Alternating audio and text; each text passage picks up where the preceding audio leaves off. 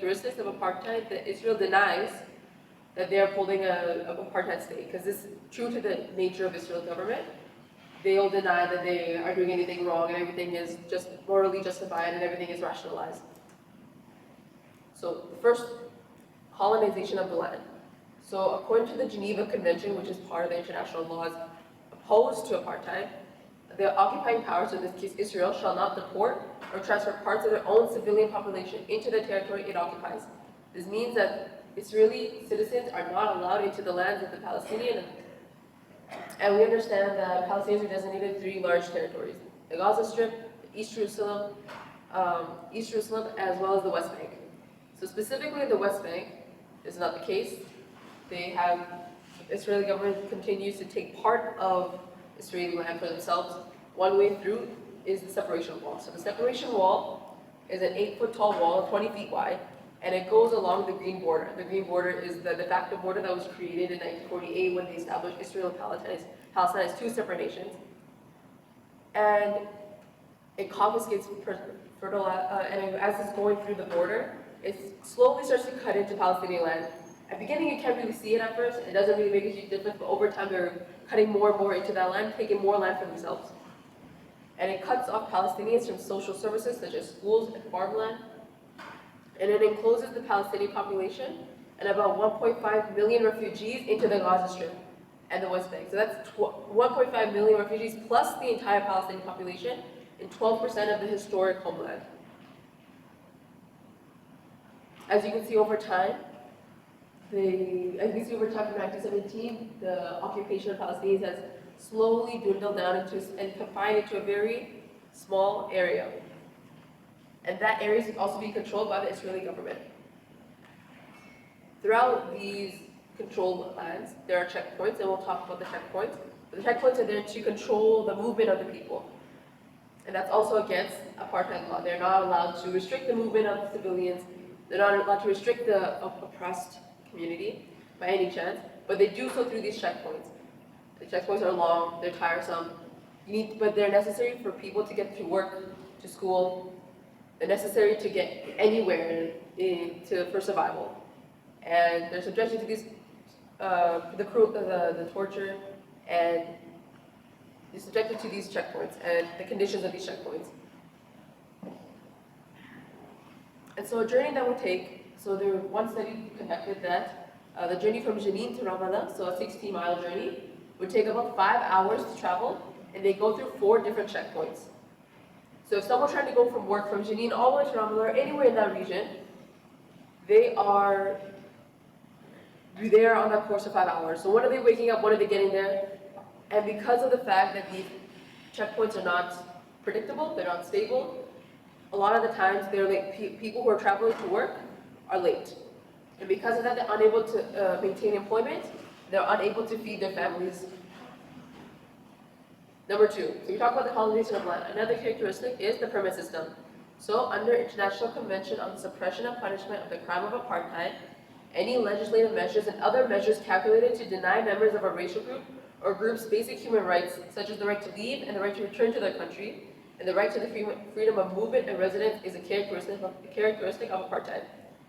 And Israel does this really well. They have a permit system that they've implemented, and they restrict movement of the Palestinians. They're not unable to go anywhere without this permit, and they're unable to obtain this permit because there's a lot of conditions to be met before they could obtain this permit. And this permit system permeates into other parts of their lives. For instance, healthcare. So also under the International Bill of Rights, there is the right to a standard of living. So the Bill of Rights is the rights applicable to all humans. And it's the right to a standard of living adequate for health and well-being. Yet Palestinians are subjected to wait for their permits in order to access the healthcare facilities that they need. And as such, more than half of all patients are subjected to delays because they need these permits. And because of that, you can only imagine the situation that they're put into because they don't have the document that they need. Finally, a characteristic of apartheid is discriminatory law. So under the same international convention, it states that inhuman acts resulting from the policies and practices of apartheid and similar policies and practices of racial segregation and discrimination are crimes violating the principles of international law. As such, people who are living in the apartheid regime should not be subjected to discrimination. But that's not the case. There are about 60 active laws that discriminate Palestinians to universal human rights. And within this chapter, I'm going to talk about 10 different laws. But for now, for the sake of time, I'll talk about just one, and I want to really highlight this, the Civil Wrongs Law Amendment number 8, which is the liability of the state. And this law basically exempts Israel from any liability for injuries and damages inflicted on Palestinians in or from occupied territories by Israeli military. That means that the Israeli government, the Israeli military can do anything they want to the citizens of Gaza, or in the Gaza Strip, and they are not subjected to any accountability at all. Let that sink in. They're able to do whatever they want, and because of their own laws, they're not subjected to any accountability. This is the state of the West Bank. Similarly, in Gaza, which is called the world's largest open-air prison, faces similar conditions. The citizens of Gaza also face similar conditions of the West Bank, if not more so. So the people of Gaza are denied very basic requirements for survival, such as water, electricity, medicine, and food. With almost all these people who are not able to get these resources are children under the age of 15. Could you imagine yourself at 15 years old not being able to have food or water or electricity or medicines? This is the condition for the citizens of Gaza. And as such, the Palestinian children and youth grow up in a society characterized by fear, lack of security, hopelessness, and a lack of work, medical services, food, freedom, and movement, and other essentials. And as a result of these conditions, the mental health problem has become very apparent and has grown over the years for the people of Gaza. These mental health issues need to be addressed, but yet they don't have the resources to do so. And these issues will only arise because of the conditions that they're being subjected to. It's a catch-22. There's no win. They can't get the resources, nor can they prevent the cause for these issues to happen in the first place. As a result, another condition that the people of Gaza are subjected to is the unemployment rate.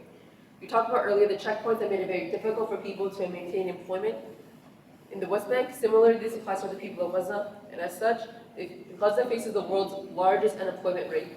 42% of the capable adult population stand without compensated work. And for those between 15 and 29, so the majority of the age group here in this room, the employment rate has risen to 62%. Today, the people of Gaza are 25% poorer than they were first part of the Oslo Agreement signed in 1993. Where we see advancement, they see regression.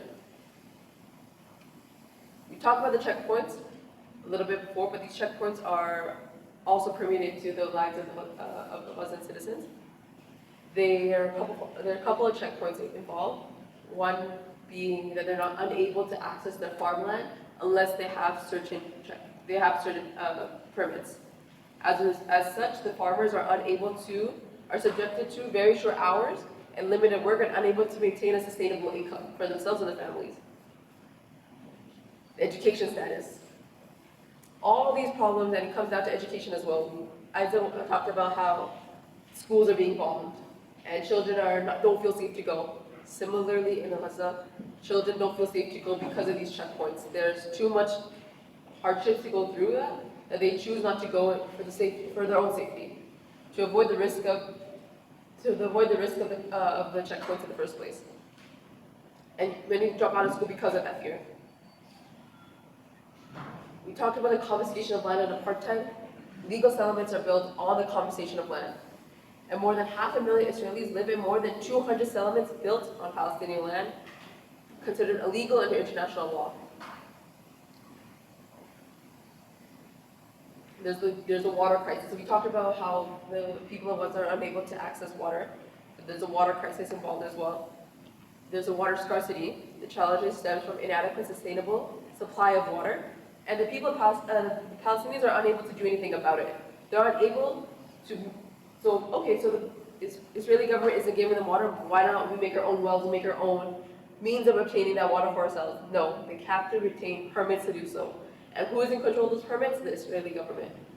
So they're unable to do that either. So there's only, I think, roughly 88% of the population has access to basic water, and 30% to basic sanitation. These are the conditions that these children are living in. These are the conditions that are happening today. I'd like to call up the next speaker.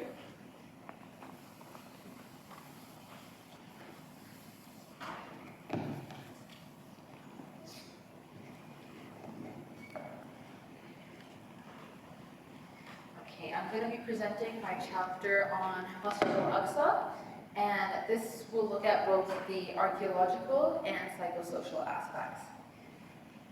So, some background history. So before getting into the importance of Masjid al-Aqsa itself, it's important to consider the timeline of events leading to the occupation of Palestine and ultimately the occupation of Masjid al-Aqsa as well. So in September of 1945, the commencement of World War II occurred. Following this, the UN was created in October of 1945. After that, in February of 1947, Britain, which had control over Palestine at the time, brought up the issue of what they called the Palestinian problem. And this was defined as being a land upon which there were Palestinian natives and indigenous peoples, which the British wanted to take and provide as land to create a new Jewish state.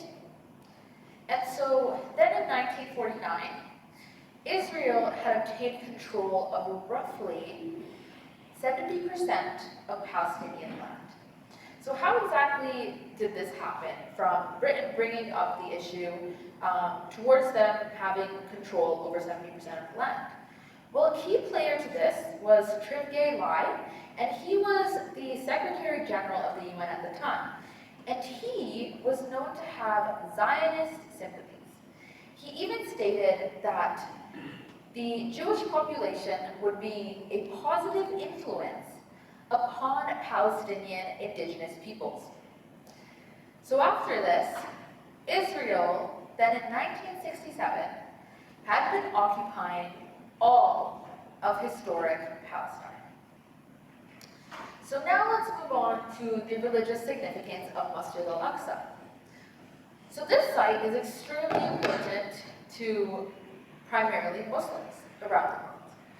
It is the site where Prophet Muhammad ﷺ ascended to his journey to the heavens, and other prophets of Islam were also believed to have spent time at this mosque. As well, before Muslims prayed in the direction of the Kaaba, they used to pray in the direction of Masjid al-Aqsa. And there's a belief among Palestinian people that they are the protectors of this holy site. So, based on these points, you can see that Masjid al-Aqsa holds immense significance, both internationally for Muslims everywhere, but also for the Palestinian Muslims. It also holds immense archaeological significance. For instance, there are 32 water sites around the compound, and these are used for religious ablution, and they also provide water to the residents and agriculture. As well, the basement of the compound is believed to have been built by jinns during the time of Prophet Sulaiman alayhi salam. And it houses a library with a multitude of historic Islamic texts. As well, the Dome of the Rock, which you can see here, and people often confuse as Masjid al-Aqsa, but it is the Dome of the Rock, is where it's believed that Prophet Muhammad ﷺ led other prophets in prayer after coming back from his journey to the heavens. Another important site is Al Rahma Graveyard. It's also known as the Graveyard of Mercy, and it houses the graves of some of the influential companions from the time of the Prophet ﷺ. So, as you can see, it holds an immense amount of significance in multiple different types of ways. But despite this, and despite the fact that it should be protected, there have been a lot of recurring violence at the site. So this timeline shows how the violence has repeatedly occurred, and this is extremely concerning because if you can note, these times are mostly during the holy month of Ramadan, which is extremely important to Muslims around the world and is known as one of the most holy times of the year. So on October 30th of 2014, the mosque had the first closure following Israel's occupation of East Jerusalem. After this, in May 20th of 2021, there was a raid that occurred during the holy month of Ramadan, and it lasted until May 27th, and over 200 Palestinian mosque-goers were killed during this time.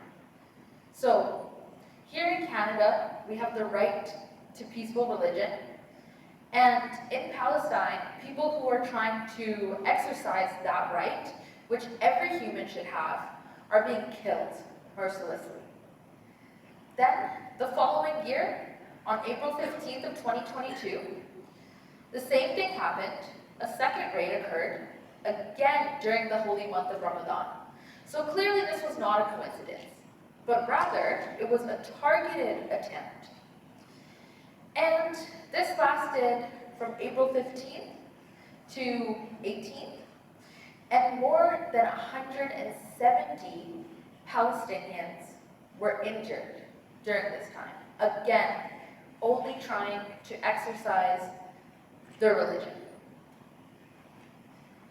So now moving on to chapter 17. This was written by Rami Sarim and Ibrahim. And we'll discuss the 4 quadrants of the old city of Jerusalem. So these 4 sectors were not just made up of the Abrahamic faiths of Islam, Christianity, and Judaism, but also included the Armenian sector. And so let's start by discussing these sectors in the 1900s. So at this time, the Christian sector was really diverse and had many denominations of Christianity. So it included Eastern Orthodox and Protestant denominations. And it was centered around the Old City, where a multitude of historic Christian sites were located, such as the Church of the Holy Sepulchre. And then the Armenian area was also thriving and diverse and had lots of churches within the early 1900s.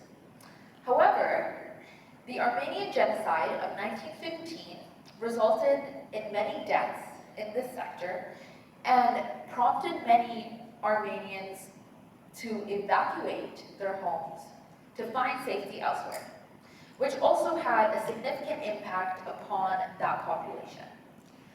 So the Muslim sector was predominantly Arab at the time and made up a significant portion of the overall population of the Old City of Jerusalem. And this sector was also centered around the Old City.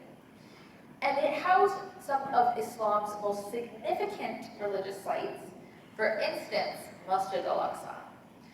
And now, where was the Jewish community at this time? Well, they were relatively impoverished at this time and were in the southeast corner of the Old City. And they had faced some significant challenges in terms of poverty. So here are 2 pictures of the Old City of Jerusalem. So when you think of Jerusalem now, this is not exactly what comes to mind. Instead, we often imagine images of destroyed homes, destroyed residences, destroyed infrastructure and architecture. But this was not the case in 1900. So then in 1947, what did the sectors look like? Well, the Christian sector was still a small minority compared to the Muslims, but now the Jews as well. And it was deeply affected by tensions and violence between the Jewish community and the Arab community. And many Christians during that time belonged to the Arab-Palestinian community, opposed the growing Zionist movement at the time. The Armenian neighborhood was still sizable and active, and it had numerous historic structures. But as Jerusalem was a flashpoint in the Jewish-Arab War, what happened was, ultimately, there was a division and the eviction of many Armenian citizens. And so they faced new difficulties at this time. The Muslim neighborhood, it was still busy and bustling, and it still held many historic sites. But the confrontation with Jewish settlers resulted in many evictions from homes and many destructions of homes, which increased tensions. Now, the Jewish community, in contrast, was expanding, and it was quite diverse. And it had a number of old neighborhoods, synagogues, as well as cultural centers. However, there was many hostilities between this neighborhood and Palestinian Arabs, which continues today. So here you can see the forced eviction of Palestinians from their homes, and as you can see, they're being evicted in the masses. Now, let's look at Jerusalem from 1967 to 68. So at this time, the Christian sector came under Israeli control following the Six-Day War. And many Christians faced discrimination and mistreatment from IDF authorities and were concerned about Israel's rule upon their ability to freely practice their religion. For the Armenian sector, they were also taken over by Israel after the war and were united into that city.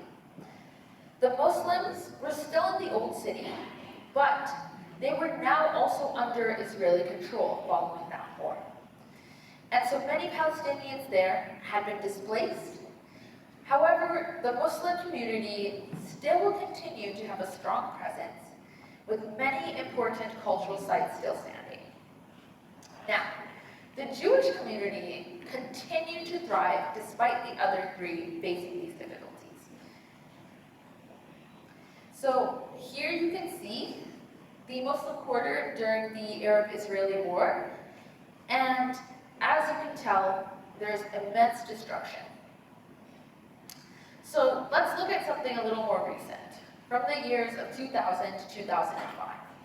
So during this time, what happened was the Christian sector faced significant challenges during the Second Intifada, which we've discussed. And this included the construction of the West Bank barrier and was marked by ongoing political instability. They also continued to face discrimination and economic hardship under the control of the Israeli state, which resulted in a great decline in their population.